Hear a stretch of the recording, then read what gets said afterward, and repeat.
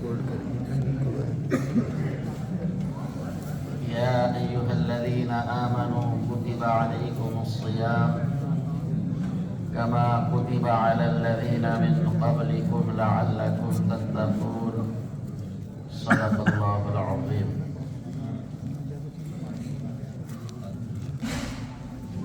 بہت ہی پیار و محبت کے مستحق میرے دینی اور اسلامی بھائیوں اور بزرگوں،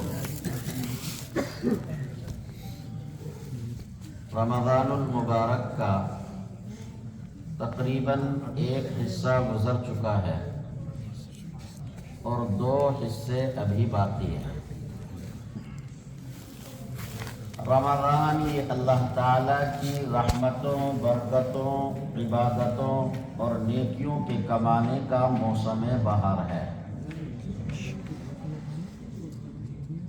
جیسے ہر چیز کا ایک موسم بہار ہوتا ہے کہ وہ کثرت سے اس زمانے میں چیز زیادہ پائی جاتی ہے، اسی طریقے پر رمضان یہ اللہ تعالیٰ کی رحمتوں اور برکتوں کا مہینہ ہے۔ اللہ تعالیٰ اپنے بندوں پر پیار اور محبت کی انتہا کرتا ہے، رحمتوں اور شفقتوں اور برکتوں کی انتہا کرتا ہے کہ مالک ایک مہینے کے لیے جہنم کے سارے دروازوں کو بند کر دیتا ہے، ایک بھی دروازہ کھلا نہیں رہتا ہے، اور جنت کے سارے دروازوں کو کھول دیتا ہے، اور وہ شیاطین جو انسانوں کو اللہ کی عبادت میں رکاوٹ بنتے ہیں، حائل ہوتے ہیں، انسانوں کو بہکاتے ہیں، ان تمام شیاطین کو قید کر کے ڈال دیا جاتا ہے۔ غور کیجئے کہ رب کی کتنی رحمت ہے بندوں کے لیے، اور اس مبارک مہینے کی برکت اور رحمت اور بندوں کے ساتھ اللہ کا پیار ہر انسان اچھی طرح محسوس کرتا ہے۔ آپ بھی جانتے ہیں، میں بھی جانتا ہوں کہ رمضان کے بغیر انسان عبادتوں میں کوتاہی کر دیتا ہے، سستی کرتا ہے، غفلت سے کام لیتا ہے، دل چاہتا ہے پھر ٹال دیتا ہے، چاہتا ہے کہ عبادت کرے، نماز پڑھے، لیکن سستی آ جاتی ہے، ٹال مٹول کر دیتے ہیں۔ لیکن رمضان جیسے ہی آتا ہے ہر انسان کے دل میں اللہ کی عبادت کا جذبہ پیدا ہوتا ہے، اور ہر انسان اپنے کام کو آگے پیچھے کر کے جلدی سے اللہ کی عبادت کرنا چاہتا ہے، نیکیاں حاصل کرنا چاہتا ہے۔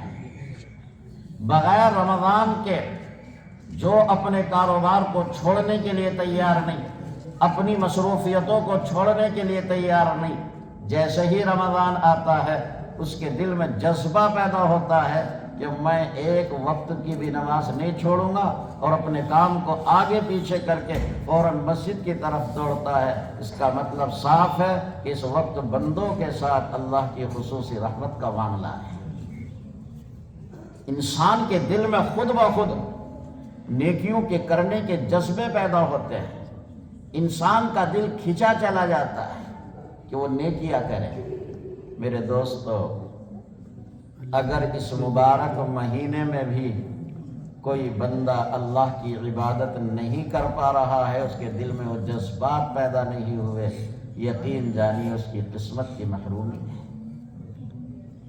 اللہ تعالیٰ نے تو سارے اسباب کر دیے، شیاطین کو قید کر دیا، جنت کے سارے دروازے کھول دیے، جہنم کے سارے دروازے بند کر دیے، انسان تیزی سے نیکی کی طرف بڑھ رہا ہے۔ اگر کوئی اب بھی غفلت کرتا ہے تو پھر یہ اس کی محرومی کی بات ہے۔ اگر انسان اس میں آگے نہیں بڑھتا، نیکیاں نہیں کماتا، خوب اللہ کی عبادت نہیں کر پا رہا ہے، اب بھی وہ 11 مہینے کی طرح زندگی گزار رہا ہے، تو میں سچ کہتا ہوں اس رات کی تاریکی میں کہ اس کی قسمت خراب ہے۔ ورنہ اللہ نے تو اپنے پیار کی انتہا کر دی، مالک نے تو رحمت اور برکتوں کو لٹا دیا، اللہ تعالیٰ نے تو بندے پر پیار کی انتہا کر ڈالی۔ میرے بندے آجا میرے در میں، 11 مہینے تک مجھ سے دور رہا، تو شیطان کا بہانہ لیتا تھا، میں تیرا رب شیطانوں کو بھی قید کر دیتا۔ پھر بھی اگر انسان نہیں آ رہا ہے تو کہیں نہ کہیں اس کی قسمت کی خراب۔ اللہ سے مانگنا چاہیے، اللہ سے توبہ کرنی چاہیے کہ رب اب بھی میں تیری عبادت نہیں کر پا رہا ہوں تو کب کروں گا۔ دیکھو اس مبارک مہینے کی دو اہم عبادتیں ہیں، ایک روزہ اور دوسرے رات کا قیام یعنی تراویح۔ روزہ فرض ہے، اگر کوئی مسلمان جان بوجھ کر جو روزے کی طاقت رکھتا تھا رمضان کا روزہ نہیں رکھتا، یاد رکھیے گا اگر پوری زندگی بھی روزہ رکھے گا تو بھی رمضان کے روزے کی برکت حاصل نہیں ہو سکتی۔ اللہ تعالیٰ نے روزوں کو فرض کیا ہے، لیکن میں بہت دکھی دل کے ساتھ کہہ رہا ہوں کہ اب بڑی تعداد ہے مسلمانوں کی جو روزہ نہیں رکھ رہے ہیں، بڑی تعداد۔ حد یہ ہے کہ بدن میں طاقت ہے، قوت ہے، ہم روزہ رکھ سکتے تھے، لیکن اسی طرح ہم رمضان کا مہینہ گزار دیتے ہیں جس طرح پورے 11 مہینے گزار رہے ہیں۔ کتنے گھرانے ہیں کہ جن کو یہ بھی پتہ نہیں چلتا کہ کب رمضان آیا اور کب گزر گیا، ان کے گھر برابر چولہے جلتے ہیں۔ یاد رکھنا، اگر آپ نے رمضان کا روزہ چھوڑا تو اس کی تلافی پوری زندگی کے روزے بھی نہیں کر سکتے۔ اللہ تعالیٰ نے فرمایا لوگوں روزہ میرے لیے ہے اور اس کا بدلہ میں خود دیتا ہوں۔ اور عبادتوں میں دکھلاوا ہو سکتا ہے، ریاکاری ہو سکتی ہے، لیکن روزے میں نہیں ہے۔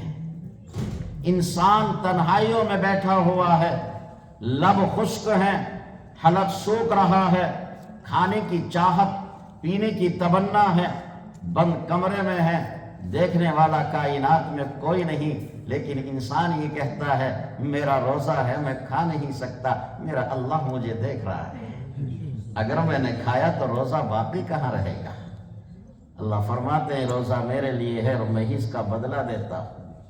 اور ایک روایت میں تو رب نے پیار کی انتہا کر دی، اللہ فرماتے ہیں روزہ میرے لیے ہے۔ ہم پوچھتے ہیں میرے مالک اس روزے کا بدلہ کیا ہوگا، اس روزے کا ثواب اور اجر کیا ہوگا؟ اللہ فرماتے ہیں بندو مجھ سے پوچھتے ہو روزے کا بدلہ کیا ہے؟ میرے رب کی قسم اگر انسانوں کے دلوں میں ذرا سی بھی اللہ کی محبت اور اس کا پیار ہو، خدا کی قسم سننے کے بعد انسان خوشی کی وجہ سے جھومنے لگے، اس کی خوشی کا عالم نہ رہے۔ او میرے رب تیری شان کریمی کہ تو نے روزے کا اجر کیا رکھا ہے۔ اللہ فرماتے ہیں روزہ میرے لیے ہے اور روزے کے بدلے میں اپنے بندوں کو خود کو دے دیتا ہوں۔ اللہ فرما رہے ہیں میں اپنے بندوں کا خود ہو جاتا ہوں۔ سوچئے جس کے پاس عزتوں کے خزانے، مال و دولت کے خزانے، ذرہ ذرہ جس کا محتاج ہو، وہ رب روزہ رکھ کر ہمیں مل جائے، دنیا کی کوئی طاقت ہمارا کچھ بگاڑ نہیں سکتی۔ قصور تو ہمارا ہے۔ دوسری عبادت تراویح ہے۔ تراویح کے سلسلے میں آپ یہ ذہن میں رکھیں کہ تراویح میں قرآن کریم سننا یا پڑھنا ایک مستقل عبادت سنت، ایک عمل ہے مستقل، اور پورے مہینے کی تراویح پڑھنا یہ مستقل ایک عبادت اور سنت ہے۔ آپ لوگ خوش نصیب ہیں کہ آپ نے ایک سنت تو پوری کر لی کہ قرآن مکمل سن لیا، لیکن ابھی پورے مہینے کی تراویح باقی ہیں۔ آپ یہ بالکل خیال نہ کریں کہ اب ہم بری ہو گئے، عشاء کی نماز پڑھیں اور گھر چلے جائیں، نہیں۔ آپ ایسا تو کر سکتے ہیں کہ اپنے گھر تراویح پڑھ لیں علم طرح سے، لیکن پڑھنی ہے۔ آپ کا قرآن مکمل ہو گیا، آپ جس طرح چاہیں اپنی تراویح پڑھ سکتے ہیں، لیکن پڑھنی ہے۔ اور رمضان کی ایک خاص مناسبت ہے قرآن مقدس سے۔ اسی مہینے میں اللہ پاک نے قرآن کریم کو نازل فرمایا، اور جبریل امین ہر رمضان کو اللہ کے پیغمبر سے قرآن کریم کا دور کیا کرتے تھے۔ اگر کوئی انسان قرآن کریم کثرت کے ساتھ رمضان میں پڑھتا ہے، یاد رکھنا وہ کبھی گمراہ نہیں ہوگا، اس پہ غم طاری نہیں ہوگی۔ اور اگر کسی کو رمضان میں بھی قرآن پڑھنے کی توفیق نہیں ہوئی تو پھر اس کو اپنی قسمت سنوارنے کے لیے اللہ سے مانگنا پڑے گا۔ پتہ یہ چلا کہ قسمت کی خرابی ہے جو میں رمضان میں بھی قرآن نہیں پڑھ پا رہا ہوں۔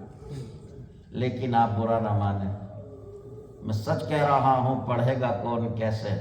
اب تو بڑی تعداد مسلمانوں کی وہ ہے جو دیکھ کر بھی اللہ کا قرآن پڑھنا نہیں جانتے۔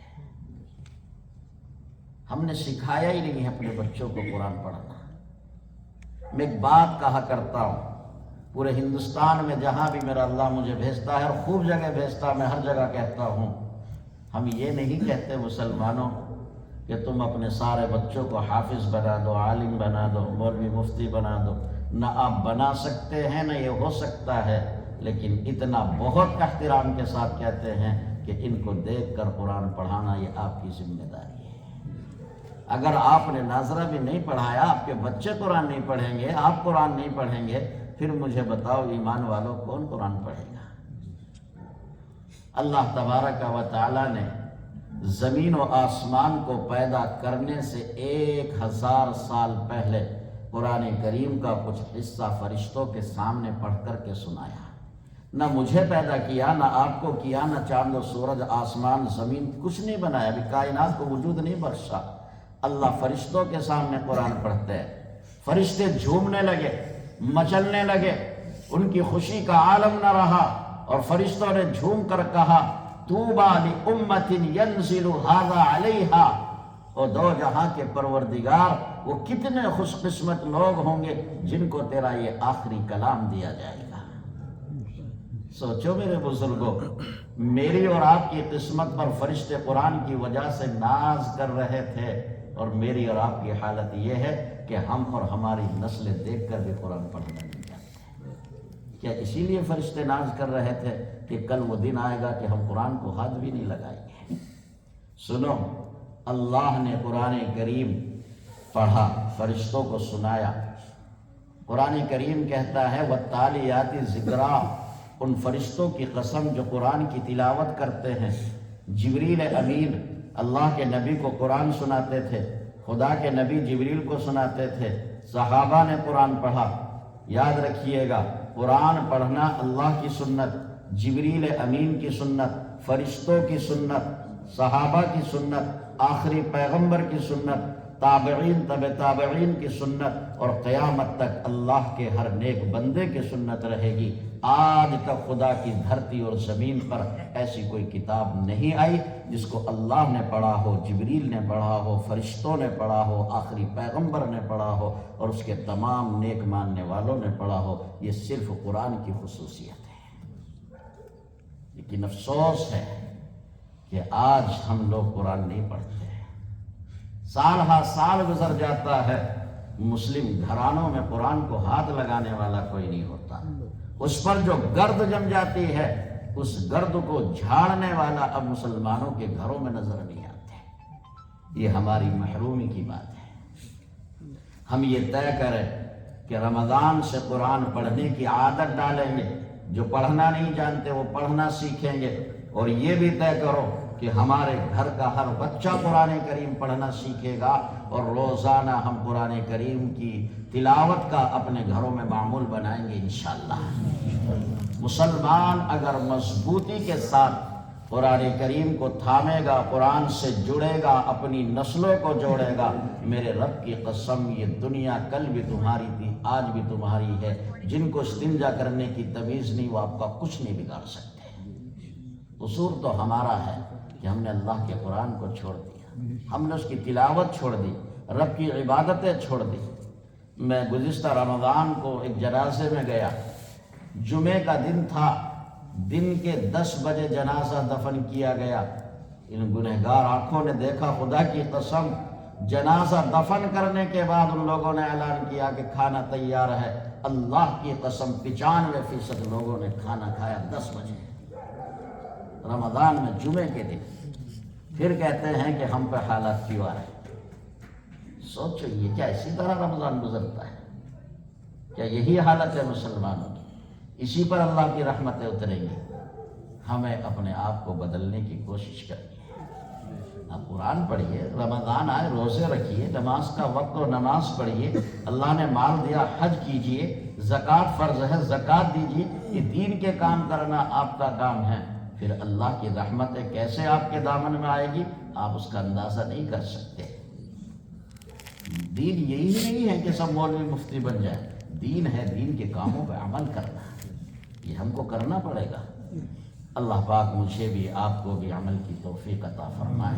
وآخر دعوانا ان الحمد للہ.